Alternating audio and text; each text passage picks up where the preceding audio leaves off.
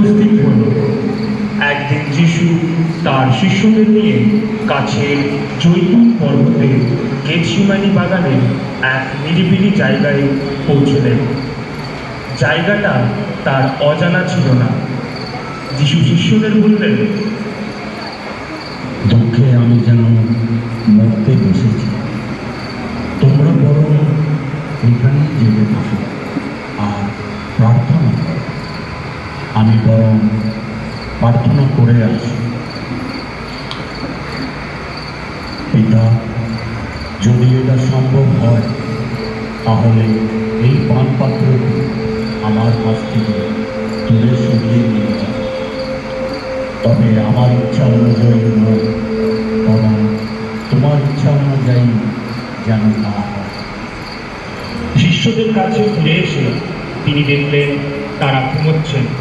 তিনি তাদের বললেন, তোমরা ঘুমাচ্ছ? তোমরা জেগে থাকো আর প্রার্থনা করো, যাতে তোমাদের কোনো রকম প্রলোভনের সম্মুখীন হতে না হয়। যিশু সবই জানতেন আর কিছুক্ষণের মধ্যে কি ঘটতে চলেছে। এমন সময় জুদা ইস্কারিয়ত, সে 12 জনের একজন, সেখানে এসে পড়েছেন। তার সঙ্গে এসেছে তলোয়ার ও লাঠি দিয়ে বহু সৈন্য। সৈন্যদের তিনি জিজ্ঞেস করলেন, তোমরা কাকে খুঁজছ? আমি সেই। আমি সেই। এই কথাটি শোনা মাত্রই সৈন্যরা মাটিতে পড়ে গেল। আমি তো তোমাদের বললাম আমি সেই। তোমরা যদি আমাকেই খুঁজছ, তাহলে আমাকে নিয়ে তোমরা যা কিছু করবে বলে ঠিক করেছ তা করেই থাকো।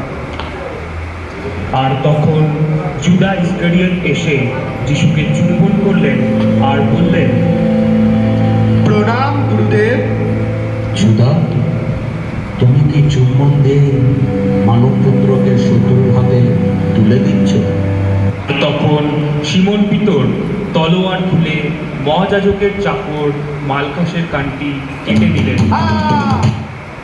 যিশু বললেন, তোমার তলোয়ারটি বরং তোমার তলোয়ারের খাপেই রেখে দাও। আমার পিতা আমাকে যে পাত্র থেকে পান করতে দিয়েছেন, তা থেকে কি তোমরা আমাকে পান করতে দেবে না?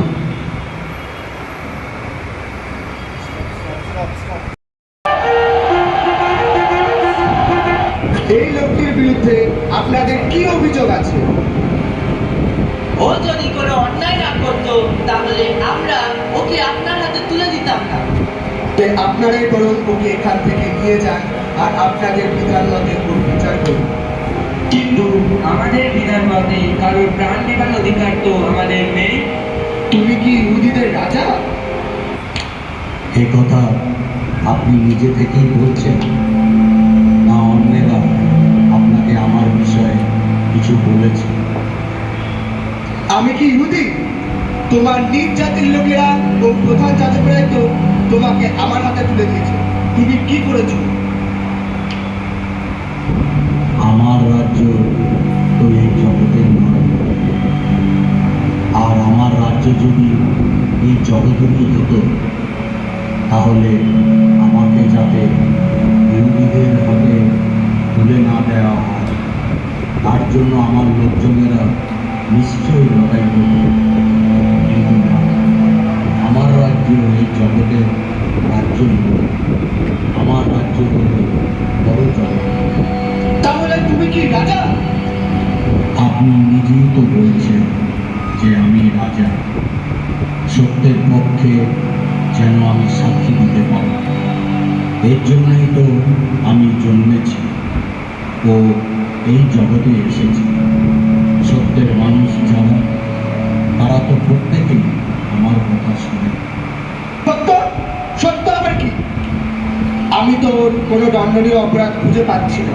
কিন্তু তোমাদের বিধানের প্রথা অনুযায়ী আমি তো নিস্তার পর্বের সময় তোমাদের ইচ্ছা মতো একজন বন্দীকে মুক্ত করে দিতে পারি। তবে তোমরা কি এটাই চাও যে আমি ইহুদিদের রাজাকে বড় মুক্ত করে দিই? ওকে নয়, ওকে নয়, আমি তোমাদের শেষবারের মতন জিজ্ঞাসা করছি, তোমাদের জন্য আমি কাকে মুক্ত করে দেবো? ইহুদিরা যিশুকে না বারাব্বাসকে? বারাব্বাসকে মুক্ত করে দিন। তাহলে একে নিয়ে এখন আমি কি করবো? ক্রুশে দাও, ক্রুশে দাও, ওকে ক্রুশে দাও, বারাব্বাসকে মুক্ত করে দিন। আমি মুক্ত, আমি পুরোপুরি মুক্ত। কাঁটার মুকুট ও বেগুনি রঙের পোশাক পরে বাইরে আনা হলো। দেখো, এবার আমি তোমাদের সামনে ইহুদিদের রাজাকে বার করে আনছি। আমি যে ওর দণ্ডনীয় কোনো অপরাধ খুঁজে পাচ্ছি না, এই কথা তোমাদের সকলের কিন্তু বোঝা দরকার। এই দেখো সেই ইহুদিদের রাজা। ক্রুশে দাও, ক্রুশে দাও, ওকে ক্রুশে দাও। পিলাত জানতেন যে ইহুদি ধর্মনেতারা ঈর্ষা করে যিশুকে তার হাতে তুলে দিয়েছে। তিনি তখন বিচারাসনে বসে আছেন। সেই সময় তার স্ত্রী বললেন, তুমি ওই ধার্মিক মানুষটি কোনো ব্যাপারে দেখো না। আমি তো আজ ওকে নিয়ে একটা স্বপ্ন দেখে খুবই কষ্ট পেয়েছি। এই ব্যক্তির রক্তপাতের ব্যাপারে আমার কিন্তু কোনো দায়িত্ব রইল না। ওর রক্তপাতের জন্য আমরা ও আমাদের সন্তানরা দায়ী রইলাম।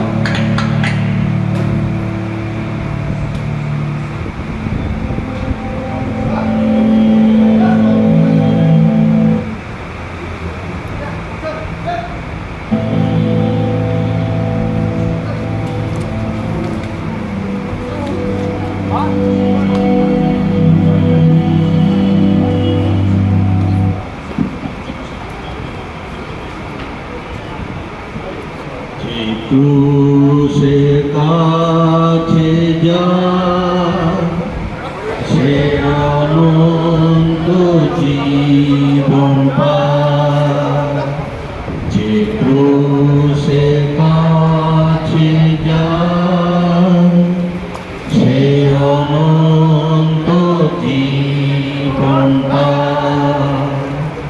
যে ক্রুশে কথা বলে তার জীবন প্রদীপ জ্বলে।